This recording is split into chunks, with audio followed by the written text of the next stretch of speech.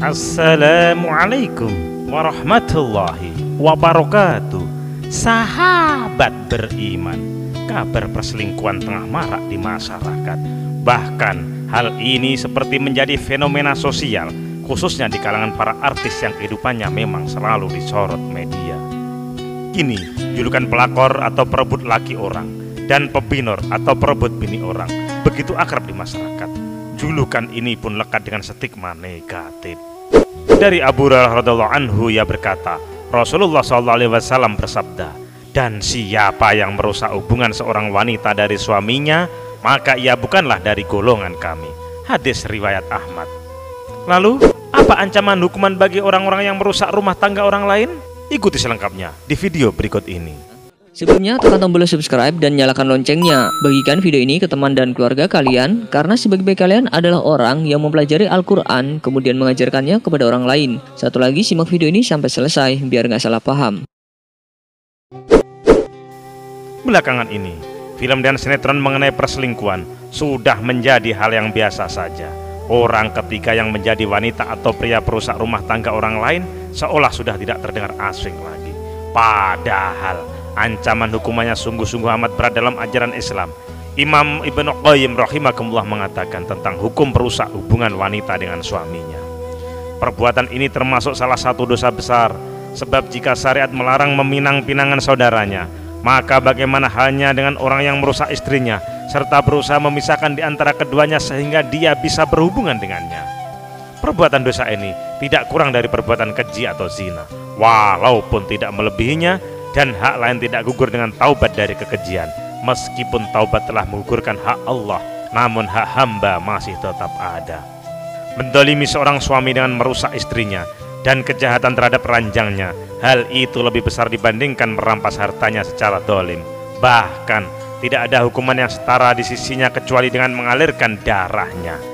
Al-Manawi dalam Faidul Qadir, Rasulullah SAW bersabda, tidak halal bagi seorang wanita meminta kepada suaminya agar sang suami mencerai wanita lain yang menjadi istrinya dengan maksud agar sang wanita ini memonopoli piringnya. Sesungguhnya hak dia adalah apa yang telah ditetapkan untuknya. Hadis muttafaq alaih. Ada kisah nyata yang terjadi di Lebanon. Seorang istri yang terpikat dengan seorang laki-laki yang dikenalnya ketika chatting di internet. Laki-laki ini sungguh jauh berbeda dengan sosok suaminya. Ia sangat perhatian, suka bercanda, enak diajak ngobrol, hingga akhirnya sang istri tidak lagi berminat melayani suaminya dengan baik. Ketika suaminya menjual komputer rumahnya karena sang istri keranjingan chatting, istrinya malah marah-marah dan menggugat cerai. Karena suaminya begitu menyayangi sang istri, awalnya suaminya menolak menceraikan, tetapi didesak terus-menerus, akhirnya mereka bercerai. Sang istri mencari lelaki yang di dalam chatting senantiasa berjanji akan menikahinya jika ia berpisah dengan suaminya. Akan tetapi begitu ditemui, ternyata lelaki itu menolak untuk menikahinya. Aku tidak suka dengan istri yang tidak setia pada suami sepertimu. Selama ini aku hanya menguji sejauh mana kamu setia dengan suamimu. Maka sungguh merugilah apa yang telah diperbuat sang istri karena mengkhianati suaminya dan terperdaya bujuk rayu laki-laki lain yang memang suka merusak rumah tangga. Lalu, apa saja hukum bagi perusak rumah tangga orang lain? Yang pertama, hukum ukhrawi. Para ulama bersepakat bahwa hukum mengganggu dan merusak hubungan sebagaimana dimaksud dalam hadis Nabi di atas adalah haram. Maka siapa saja yang melakukannya, maka ia mendapatkan dosa dan diancam siksa di neraka. Bahkan Imam Al-Haythami mengkategorikan perbuatan dosa ini sebagai dosa besar. Dalam kitabnya Al-Zawajir an Iqtiraf Al-Kabair, beliau menyebutkan bahwa dosa besar yang ke-257 dan 258 yaitu merusak seorang wanita agar terpisah dari suaminya dan merusak seorang suami agar terpisah dari istrinya. Alasannya, hadis Nabi Muhammad SAW di atas menafikan pelaku perbuatan perusak ini dari bagian umat beliau, dan ini terhitung sebagai ancaman berat. Juga para ulama sebelumnya secara jelas mengkategorikannya sebagai dosa besar. Yang kedua, hukum duniawi.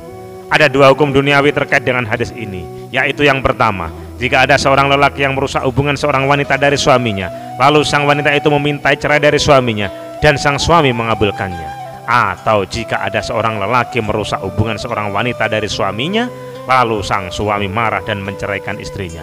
Lalu sang lelaki yang merusak ini menikahi wanita tersebut. Apakah pernikahannya sah?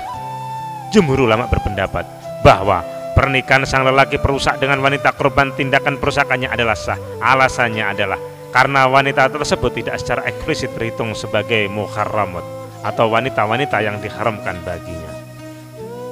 Namun, ulama Malikiyah memiliki pendapat yang berbeda dengan jumhur.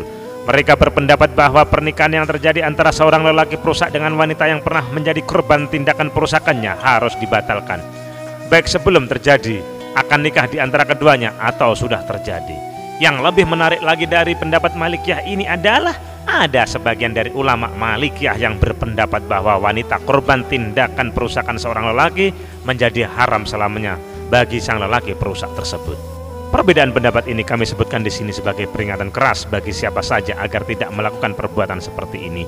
Walaupun secara hukum fikih pendapat jumhur lebih kuat, akan tetapi pendapat Malikiyah perlu kita jadikan sebagai cambuk peringatan. Yang kedua, jika ada seorang lelaki yang melakukan perbuatan terlarang ini, adakah ia perlu mendapatkan hukuman di dunia? Para ulama berpendapat bahwa perbuatan terlarang seperti ini jika ada yang melakukan maka hakim berwenang menjatuhkan takzir atau hukuman yang ketentuannya ditetapkan oleh hakim atau penguasa dengan syarat tidak melebihi bobot 40 cambukan. Di antara mereka ada yang berpendapat hukumnya adalah kurungan penjara sampai ia menyatakan tobat atau meninggal dunia, yang dilakukan oleh sebagian penganut mazhab Hanafi. Di antara mereka ada yang berpendapat cukup diberi cambukan keras saja dan dipublikasikan perbuatannya agar orang waspada darinya dan agar orang lain mengambil hikmah dari perbuatannya. Semoga kita semua terhindar dari perbuatan yang sangat tercela ini. Amin amin ya rabbal alamin. Semoga bermanfaat. Wallahul muwaffiq ila aqwamit thoriq. Wassalamualaikum warahmatullahi wabarakatuh.